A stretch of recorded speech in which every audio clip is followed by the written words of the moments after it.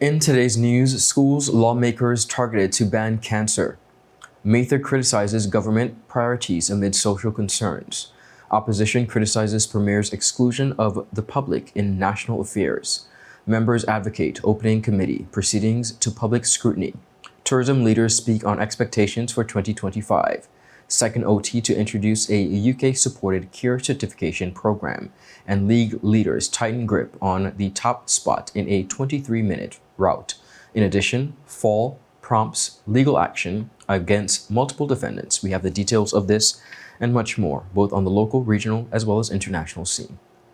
Start the year off with more. More speed, more downloading, more savings, and more Fire. CCT Fire Fiber Internet gives you the speed you need to keep the whole family connected. Packages starting at $119 with speeds from 300 megabytes per second, super fast, unlimited downloads, even more reliable connectivity, plus free live streaming TV for the family to enjoy. Sign up for the absolute best fiber internet service in the BVI CCT Fire and pay no installation fee. Plus, get CCT Live TV for free. You deserve more. Get more with CCT. Life Unlimited.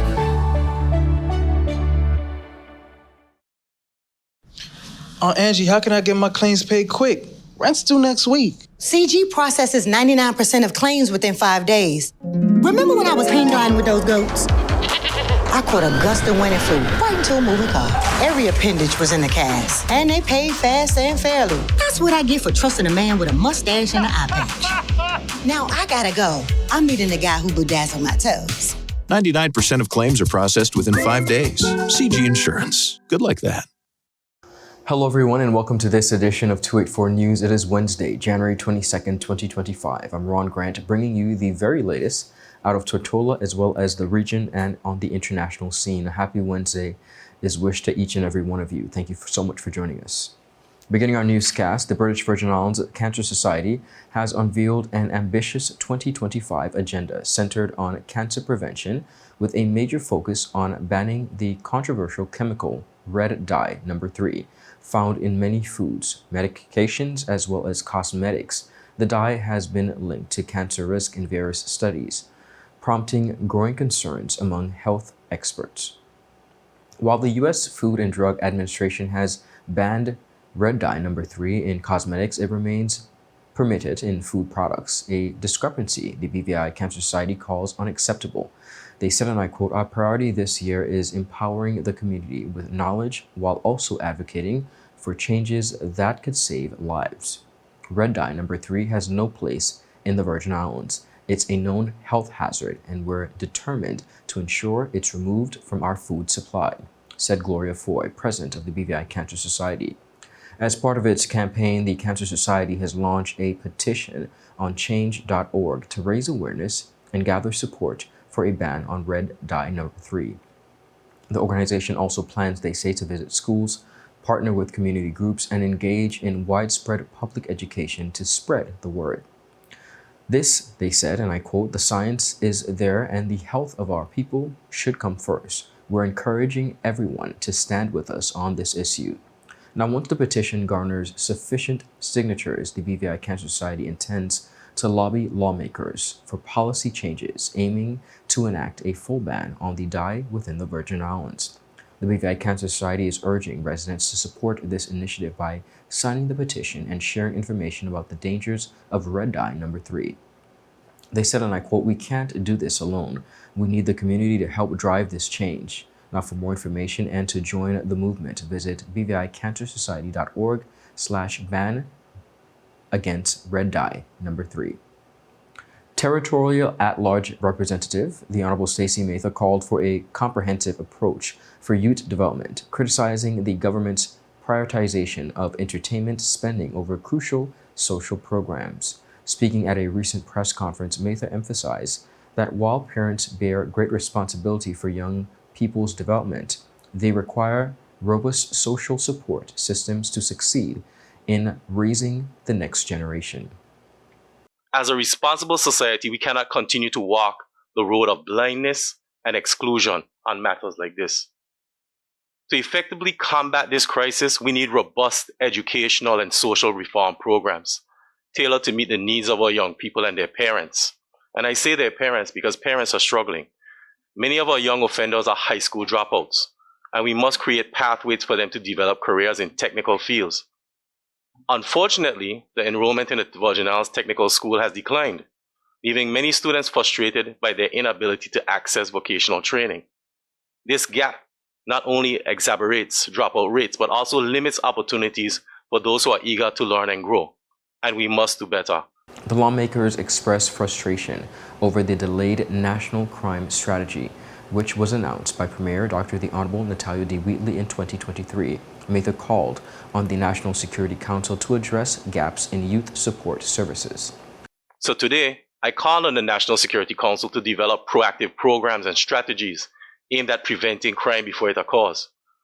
The Premier's promise of a national crime strategy nearly a year ago remains unfulfilled, leaving many citizens questioning our leadership priorities.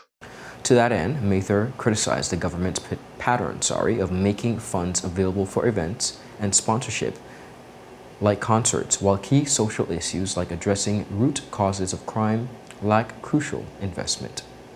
While funds seem readily available for concerts and sponsorships, there appears to be a glaring lack of investment in addressing the root causes of crime and or supporting our youth. The rising crime continues to impact our daily lives, our country's security, our businesses, our economy, and we as Virgin Islanders. Mather also urged men in the territory to create opportunities for youth engagement and empowerment, particularly for young males, urging men to take more of an active role for the community in youth development. Opposition legislator the Honorable Myron V. Walwyn has criticized Premier Dr. the Honorable Natalia D. Wheatley's leadership, suggesting the Premier does not fully grasp the responsibilities of his role. Speaking at a press conference alongside the 6 members of His Majesty's loyal opposition, Walwyn condemned recent actions by the government that he described as exclusionary and dismissive. He's acting as somebody who is not master of his own mind, who does not understand what it is he's doing, who does not understand what he's gotten himself into. It is clear. It's almost like a child who is just playing with marbles and moving them around and think that it's all fine. That is the behavior that we're seeing. So for you to negotiate when the leader of the opposition brings a vote of no confidence, tells me that something is dreadfully wrong. Walwyn pointed to the Premier's omission of the opposition from key events such as the recent tourism summit as evidence of a lack of inclusivity in governance. Now additionally, viewers, he criticized the government for hosting the speech from the throne in a venue that excluded the public from witnessing the traditional proceedings. It's an indication, in my view, of how the executive arm of government is handling their responsibilities. We're all members of the House of Assembly. You're thinking there's no way that you can arrange something of this magnitude, particularly with the fact that the opposition has been hammering the issues surrounding tourism, asking for a tourism plan. Almost every sitting of the House, we mention it. During the budget debate, it was a long part of our discussions about the numbers and the fact that people are hurting. I don't see how you could forget to invite the opposition. And then I don't know if you noticed at the last at the throne speech, you didn't see anybody from the public pretty much there. You just saw civil servants. Yeah. So it seems as if there's something is wrong in the engine of government that is not working. 8th District Representative the Honorable Marlon A. Penn echoed Walwyn's sentiments, emphasizing the importance of separating party politics from national governance. He expressed disappointment at the government's failure to involve the public in national events and questioned its commitment to transparency and accountability. You had a deposit insurance launch. I don't know if the colleagues were invited. I wasn't invited. You had other major events that are of a national importance that we continue to think that we're playing this party politics. Once the elections are over and the 13 persons are elected, you're the leaders of the country. All of us are the leaders of this country and have a responsibility for what happens in this country. So we all need to be involved in the process in some way. We're not going to sit in cabinet if we're in opposition. Sure, but we need to be part of the discourse and the discussions, and particularly things of national importance. And I think that's where the lack of maturity comes out and shines through, where you see that people think it's about party lines. No, it's about country. People in 8th district elected me to represent their interests throughout this country. The people in the 2nd, the 6th, territorial people that vote for the top 2 vote getters in this last election, top 3 vote getters in the last election. They are people that they represent their interests, and they need to be part of the discussion and the process that are taking place. The comments come amid ongoing debates about governance and relationships between the ruling Virgin Islands Party administration and the wider community. Up next, viewers, we have much more on the local as well as regional and international scene. We'll be right back after a quick commercial break. Some claim that the age of a true gentleman is far behind us, but we disagree. He may appear in different guises today, but the values and ideals that make him a gent still stand. The Art of a Distinguished Gentleman by yours truly, Ron Grant, presents Season 7. Introducing Travi Rose, Creative Director. Alex Lake, Businessman. Sean Black, Cinematographer. Dakari Wheatley Adams, Content Creator. Donandre Millwood, Educator and Musician. Hashim Dream, Entertainer. James Todman Sr., Contractor. Dr. Albert Tompkins, Psychotherapist. Walter Barrett, Author. Rakim Todman, Producer and Engineer. Kamal Lutzum, Photographer. Roosevelt Smith III, Sales Manager and Hospitality Professional. Leland Abraham, IT Technician and Cybersecurity Analyst. The Art of a Distinguished Gentleman Season 7, coming January 29th at 8 p.m. exclusively on 284 Media. Get ready to reason, reflect, and redefine yourself through the stories of real-life heroes. The Art of a Distinguished Gentleman Season 7, Raising a Generation of Greatness. Voted Top 35 Gentleman Podcast Worldwide by FeedSpot and BI Icon Award winner. Welcome back, everyone, and thank you all for sticking with us. Members of the opposition are advancing efforts to make the House of Assembly Committee proceedings public, with specific focus on opening Public Accounts Committee deliberations to public scrutiny. Opposition leader Ronnie W. Skelton endorsed the move toward transparency during a recent media inquiry from 284 Media, noting similar practices in other parliamentary systems. I support the public viewing of committee stage. Structure had to be, they have to put structure to it before that can happen. And you see it in many parliaments around the globe. So I don't have an objection to it.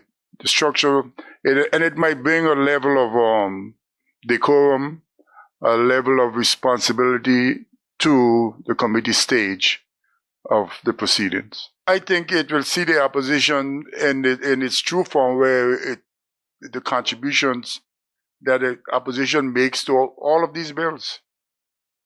I think it will be good for the opposition, and it will probably make the government bring bills that with not so many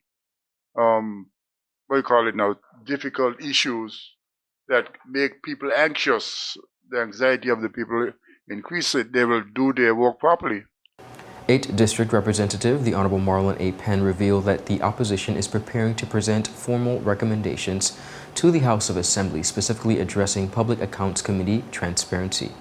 I think many of us have said that on the campaign trail, that those committee proceedings should be public, particularly that the public needs to have an insight in terms of the process, how the process works, and what we're doing on their behalf.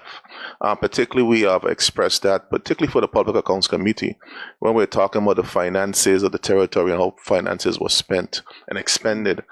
We actually have a document that was developed to come to the House, and I think the leader opposition will decide when that happens, where we recommending that the proceedings of the Public Accounts Committee should be public, so the public could get a sense of what happens within these committees and how many of these decisions or projects or initiatives, how they've went awry, and the work that we're doing to ensure that we have accountability for the spending of public resources. So I support the leader opposition in that regard.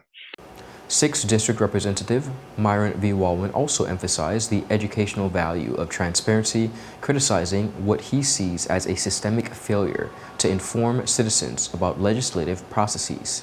I think one of the failings that we've had as a House of Assembly, not just this House of Assembly, is not educating the people enough on the matters that are being dealt with on their behalf. And certainly if the committees are made public, then that helps with the education process. But what I think is also very important is getting the process right in the first place. And this has been something that has been a major problem for this government. They are not reading the bills before they come to the House of Assembly. As I said, just in the last sitting, one member indicated that himself, that they're not reading the bills, they're bringing them to the House of Assembly, for the House of Assembly to address them. So there is a fundamental problem at the beginning. Premier Dr. the Honorable Natayo D. Wheatley has also spoken publicly about his interest in making the committee of the House of Assembly sittings open to the public.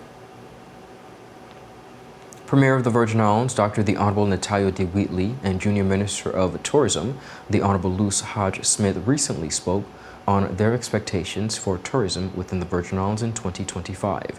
They were at the time at the recently held Tourism Summit on the newly reimagined Peter Island Resort. One of the goals we had is we wanted to reach over 1 million visitors, and by God's grace and mercy, we have achieved that. We have gone over 1 million tourists by about 92,000 visitors, and that's something to celebrate, Keria, because we only had 1 million visitors one time in our history, which was in 2016 when we had our best tourism year ever. And of course, persons would know in 2017 we were devastated by 2 hurricanes, so it set us back. It's almost like we had to start from scratch because everything was destroyed. And then after the hurricanes, we had the devastating pandemics. And we've had other things that have caused a challenge for us, but we're getting back to where we used to be. And by God's grace and mercies, we'll surpass those numbers in the next few years. Honorable Hodge Smith identified areas of targeted focus within the industry to pay attention to moving forward. Most definitely moving forward is actually simply said, moving forward. We want to grow from here, grow even further from here, and we will share the numbers in a little bit. But the fact of the matter is that we have reached this milestone through our resilience, through going through the stuff that the Premier had talked about. And the fact that the people still want to come to the Virgin Islands speaks volumes for us. And to achieve this particular milestone in our second time in our tourism industry, and it's a very young industry. We started in the 60s. It's not like we've been with other countries who have been in this industry for much, much longer. So we're still growing. We're still developing. There's still areas that we have to improve upon, and that's the aim from 2025 going forward. And that's why we're starting out the year with this summit, because we're taking tourism to the next level, and we're taking it very, very serious. The Premier also addressed the importance of varying aspects of tourism displayed in the numbers, such as cruise ship passengers and their role in the overall development of the VI economy. You mentioned overnight guests, and some persons, some critics would say that the numbers are all about cruise ship passengers. That's actually not the case. Our overnight guests count for 2024 was over 305,000. In 2023, it was somewhere around probably 262,000, and that's a close to 17% increase. And what we've been noticing with the numbers is every year it's going up steadily. And being here at Peter Island Resort is symbolic because Peter Island was destroyed in 2017. It's come back in 2024. In that 7-year span, of course, you see the beauty, which is Peter Island reimagined. And the Virgin Islands is the same way. We're like a phoenix coming out of the ashes. We're reimagining ourselves, coming back bigger, coming back better. The British Virgin Islands has become the second UK overseas territory following Montserrat to introduce a UK-supported care certificate program recently at Government House. The Ministry of Health and Social Development, in collaboration with the BVI Health Services Authority and the UK Health Security Agency, officially launched this initiative. The program aims to improve the quality of care provided by non-regulated healthcare staff, ensuring safe, compassionate, and high-quality service delivered across the territory. His Excellency Governor Daniel Pruce welcomed attendees and applauded the collaboration between the UK Healthcare Security Agency and the Ministry of Health as well as Social Development. In his remarks, Governor Pruce thanked participants for their ongoing contributions to the healthcare sector and encouraged them to view the program as an opportunity for professional growth. Now, the inaugural cohort of 20 participants included geriatric aides, home care aides, patient care assistants, orderlies, and other attendees from the hospital primary care facilities, Rainbow Children's Home and the Home for the Elderly on Virgin Gorda, and the Adina Donovan Home on Tortola. The Care Certificate Program has been adopted to meet unique healthcare needs within these Virgin Islands, developed, of course, in partnership with the UK Health Security Agency's Overseas Territories Public Health Strengthening Program. Now, viewers, the 6-week course combines online and in-person learning with practical demonstrations, self-reflection, and direct observation by trained assessors. It comprises 15 critical standards based on the 6 C's of care, that is, adopted by the UKHSA. Participants will be assessed on their knowledge, skills, and behaviors through role-playing exercises and direct Attention Anegada residents! Attention Anegada residents! CCT is coming to you! That's right! CCT will be visiting Anegada every third Wednesday of the month. Need to pay your bill? Sign up for a new service? Or have a customer service concern? CCT has got you covered! No need to leave the island. CCT is here to make staying connected easier than ever. Mark your calendars for every third Wednesday starting October 16th and visit us for all your CCT service needs. For more information, call us at 444-4444 or follow us on any of our social media pages. See you soon, Anegada!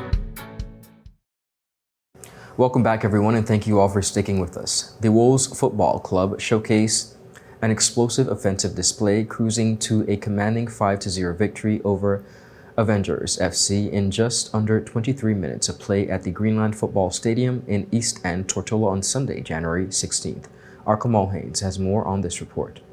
The win, marked by clinical finishing and precise teamwork, saw the World Youth Football Club maintaining a 3-point cushion at the top of the league table, now sitting on 26 points. Avengers FC, still winless, struggled with a depleted squad, further exacerbating their challenging season. The World Youth set the tone early, dismantling the Avengers' defense with rapid-fire goals. Ciaran Johnston and Kieran Bong were the standout performers, each netting a brace in quick succession. Charlie Potjeter capped off the emphatic win with a well-timed strike in the 20th minute. The match, while thrilling for World Youth supporters, was marred by injuries and a shortage of players on the Avengers team, underscoring the stark contrast between the two sides. Here's a look at those highlights.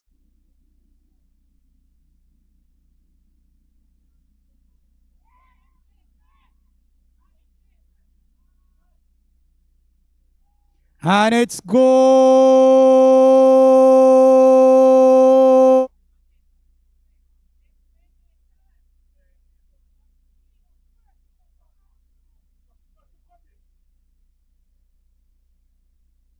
And it's another goal!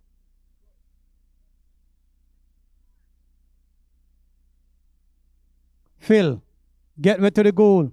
Goalkeeper now right off, and it's another goal. 20, number 20. Put the ball on the inside to number 16. Number 16, wheel and deal, and goal! To referee LJ and Chesney. Kenisha. And it's a clear getaway. And it's another one. That's 5. In the day's second game at Greenland, Antonio Rodney stole the show with a remarkable hat trick to lead Islanders FC to a 3-1 victory over Sugar Boys FC. Rodney, who is now the joint top scorer in the league with 15 goals, struck in the 6th, 67th, and 69th minutes. Sugar Boys' Roland Roberts briefly reignited hope for his side, finding the net in the 41st minute, but Rodney's clinical finishing ultimately sealed the Islanders' triumph. Take a look.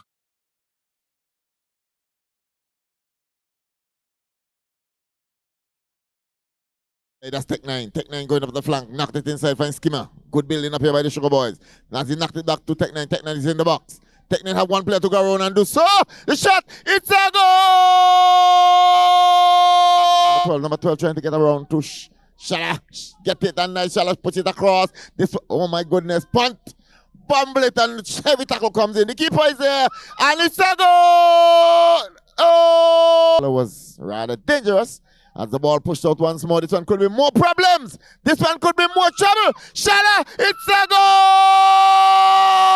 Shala hit it on that one. Saturday's fixtures at Greenland delivered late drama as Nigel Sanderson converted a stoppage time penalty to lift Panthers FC to a 2-1 victory against Lionheart FC. Sanderson, who also opened the scoring in the 60th minute, demonstrated why he is tied with Rodney as the league's leading scorer. Tyrone Buddha's 73rd minute equalizer for Lionheart FC, also from the penalty spot, had appeared to set the stage for a hard-fought draw, but Sanderson's composure under pressure ensured all 3 points for the Panthers. 5 to join them, and the ball comes out. It's in the back of the net. It's a goal! Good play in here. We know why he's a goal scorer, a goal leading scorer of the tournament. And shouting, but Lionheart trying to do their thing, trying to get out. Oh my goodness, what a good ball here! Oh, as could be trouble here. And oh my goodness, it's here. We know what he's capable of. Makanaki knocked it into the goal. And it's a goal! It's a goal! It's in the back of the net, and yeah, we are even Steven here, the number 10 player. One drop, get it to number 7. This one could be trouble. Keeper comes out, and it could be problem. This, oh my goodness! Keeper pulled on the number in the ball. Whistle goes. Keeper moving from one into the next. Sunday, it's in the back of the net. It's a goal. Meanwhile, over at the Virgin Gorda Recreation Ground, second-placed Virgin Gorda United kept up the pressure on league leaders Wolves with a convincing 3-0 win over Old Madrid FC. The victory brings their tally to 23 points as they remain within striking distance of the summit. Reporting for 284 News, I am Kamal Haynes. A Virginia couple is suing the USVI Port Authority and several contractors over a 2023 fall at the Cyril E. King Airport that resulted in multiple surgeries, according to reports from the local press in the Virgin Islands. Timothy Fadol of Armis, Virginia, claims he suffered severe injuries after falling on a poorly maintained pathway while following directions to the Hertz rental car lot. The incident occurred in early August of 2023, shortly after arriving to St. Thomas USVI, and the lawsuit, viewers, as detailed by the VI Consortium, alleges Fadul was directed through a chain-linked fence and up a grassy path without handrails, but a uniformed individual. Now he fell backwards after his foot caught on the fence, resulting in severe injuries requiring emergency treatment and eventually hip replacement surgery in March of 2024. Named defendants include VIPA, Hertz, Kimley Horn, AT Construction Solutions, and Universal Concrete. The lawsuit claims that areas particularly were confusing and disorganized in a state with inadequate signage as well as debris. Fadul faces additional surgery in March of 2025. His wife, Genevieve, is also seeking damages for loss of consortium due to her husband's injuries. The couple claims that signage in the area was removed shortly after the incident and that a Hertz manager subsequently apologized after Mrs. Fadul showed employees where her husband had fallen. Viewers, that is it for today's News Roundup. Be sure to follow us for your daily news updates at Tweet4 Media and Tweet4BVI on Instagram and X, formerly Twitter. Of course, follow us on our WhatsApp channel for daily updates. I'm Ron Grant. Do have a safe and enjoyable evening. Happy Wednesday. Goodbye.